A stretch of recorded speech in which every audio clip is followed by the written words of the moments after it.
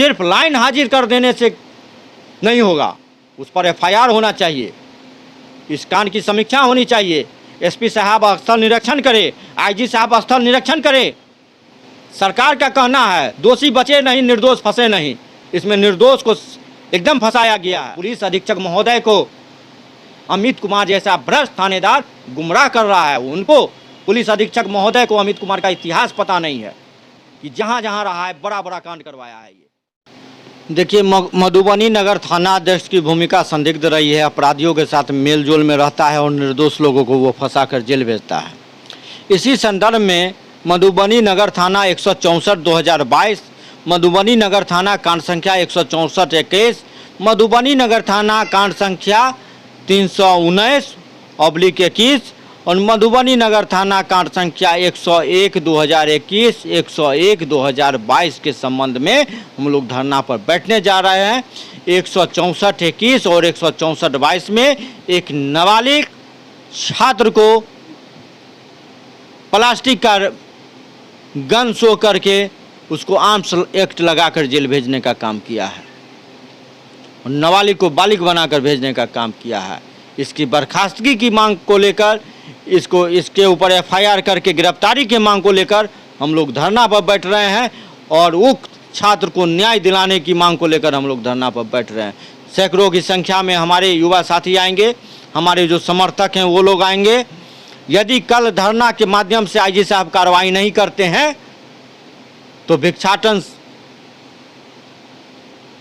न्याय मार्च निकालेंगे, जो भिक्षा मांग करके पटना के सड़कों पर आंदोलन करेंगे और माननीय उच्च न्यायालय से लेकर माननीय सर्वोच्च न्यायालय तक इस मामले को लेकर जाएंगे हम। इससे पहले एक सूत्रों से खबर आ रही है कि उक्त थानाध्यक्ष को मधुबनी एसपी ने लाइन हाजिर कर दिया।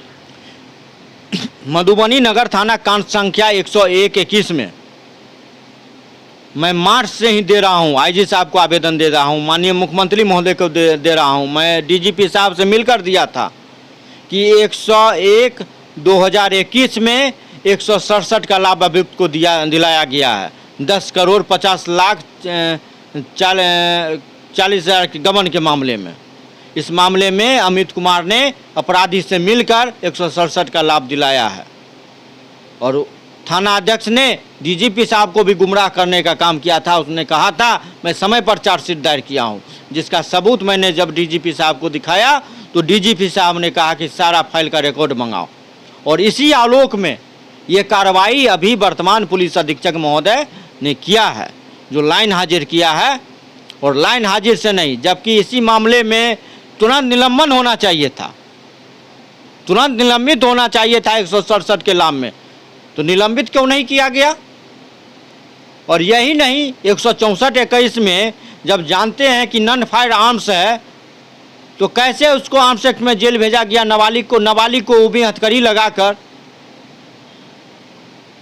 यह बाल संरक्षण आयोग का उल्लंघन है, मानवाधिकार आयोग का उल्लंघन है।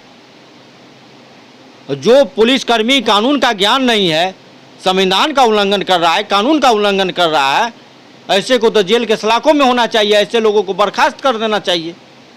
रक्षक ही भक्षक बना हुआ है, निर्दोष को जेल भेजता है और अपराधी के साथ बैठकर जो है ऐश मौज करता है। ये लोग अपराधी पकड़े नहीं जाते हैं। 319/21 में बैंक लूट कांड हुई, इतनी बड़ी वारदात हुई, 40 लाख का लूट हुआ, गार्ड की हत्या हुई, जिनकी हत्या हुई वो भूमियार जाति के थे, जो रिटायर्ड फौजी थे, लेकिन उसमें अभी तक गिरफ्तारी नहीं हुई।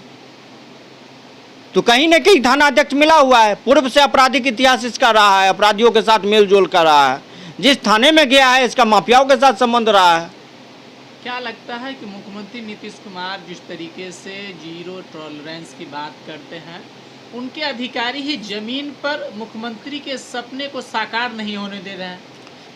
देखिए, माननीय मुख्यमंत्री महोदय अक्सर भ्रष्टाचार और जीरो टॉलरेंस पर अपराध के जो नीति है, जीरो टॉलरेंस के लिए काम कर रहे हैं, समीक्षा बैठक करते हैं। लेकिन इनके अधिकारी, निचले स्तर के अधिकारी ही इनके प्रतिष्ठा को धूमिल कर रहे हैं, जिसमें कुछ नेता लोग भी हैं। इनके साथ अगल बगल में कुछ बैठने वाले नेता लोग भी हैं, जो खुद सेकंड सीएम साबित करते हैं। ऐसे लोग ही, ऐसे भ्रष्ट पदाधिकारी का पैरवी करते हैं, जान बचाते हैं। और जब इस तरह का निर्दोष लोग झूठे मुकदमे का शिकार होगा तो अपराध का ग्राफ बढ़ेगा ही। अपराधी को तो ऐसे ही खुला छूट ऐसे ऐसे थाना अध्यक्ष दिए हुए हैं, वो तो अपराध करता ही जाता है। साथ ही निर्दोष को पकड़कर जेल भेजने में तो वह अपराध का ग्राफ और बढ़ रहा है।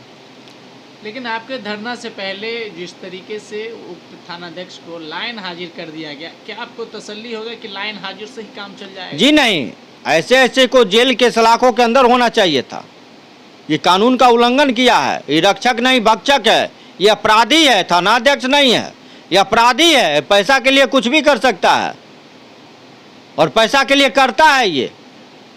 इसका सीडीआर निकाला जाए, मोबाइल का सीडीआर निकाले। और एसपी साहब से आग्रह करूंगा कि इसका जब से पोस्टेड हुआ है मधुबनी में, इसका लोकेशन निकाले।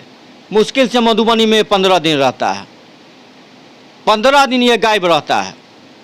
सीडीआर सिर्फ निकाल ले इसका पर्सनल नंबर का, तो सारा सच्चाई। जिला से बाहर जाने के लिए अनुमति लेनी पड़ती है, लेकिन बिना अनुमति का यह आकर रोसड़ा अतिथि सत्कार होटल में रहता था। रात में अतिथि सत्कार होटल में। अभी हाल फिलहाल का बात करता हूं मैं, अभी कुछ दिन पहले बिना छुट्टी लिए हुए रोसड़ा थाना पर 2 दलाल के साथ बैठा हुआ था, गया हुआ था। क्या आपको आईजी से क्या उम्मीद लग रहा है? आईजी साहब से उम्मीद है और विश्वास है कार्रवाई करेंगे, और कार्रवाई नहीं होती है तो आप समझ ही रहे हैं कि जब तक कार्रवाई नहीं होगी मेरा कदम रुकेगा नहीं। न सर झुकेगा न कदम रुकेगा। कार्रवाई तो करवा कर ही दम लेंगे हम, निर्दोष को न्याय दिलवा कर ही रहेंगे, चाहे हमको जो करना पड़ेगा करेंगे हम।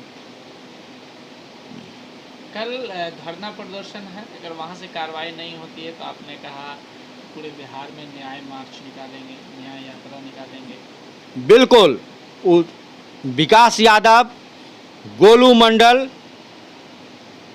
319 के रोहित जी के लिए 101-21 में, और वो जो बड़ा बाबू जो अल्पसंख्यक समुदाय के थे जिनकी हत्या हुई, जिसे आत्महत्या बना दिया गया, 101/2022 मधुबनी नगर थाना, इस सभी मामलों को लेकर न्याय मार्च निकालेंगे। घर घर जाकर चंदा करेंगे कि सरकार के मुंह पर तमाचा लगे। ऐसे भ्रष्ट अधिकारियों को संरक्षण देना यह जनहित में नहीं है। यह बिहार को ऐसा भ्रष्ट अधिकारी खोखला कर रहा है। अपराध और नक्सलवाद को पैदा करने वाला ये लोग अधिकारी है। ऐसे लोगों को नौकरी में रहना नहीं चाहिए। और मैं कानून संगत काज करता हूँ, और कानूनन मैंने पहले लिखित दिया है।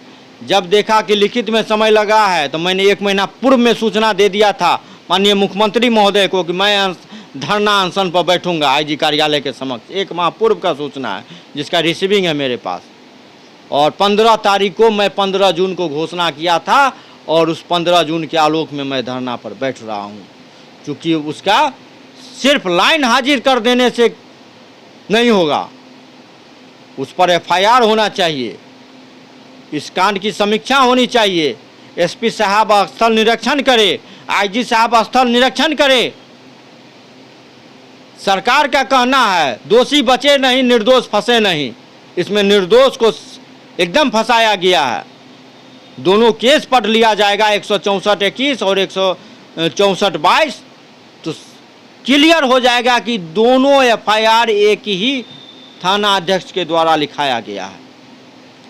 मैं बताना चाहता हूं IG साहब या आम जनता से, यदि विकास यादव अपराधी था, यदि गोलू मंडल अपराधी था, तो उसके ऊपर क्या कभी कोई आवेदन पड़ा है थाने में?